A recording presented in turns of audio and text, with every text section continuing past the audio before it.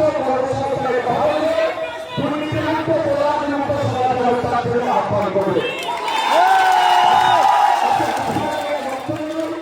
স্কুলের টিচার দেয় তার বিরুদ্ধে আমাদের লড়াই।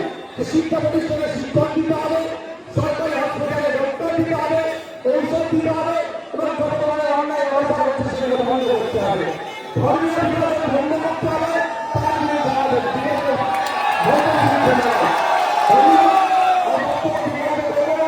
আমি শুধু আপনাদের মনে করব তৃণমূল চাইছে মাসে 1500 টাকা দিয়ে একটা ছেলেকে বেকার রাখা, আর আমরা বামপন্থী আইসেপটা রয়েছি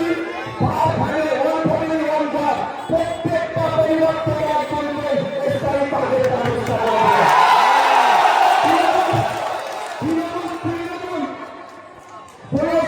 বেকার করতে চাইছে, আমরা বলছি মাসে ন্যূনতম 15,000 থেকে 22,000 টাকার কাজের ব্যবস্থা করা। আমাদের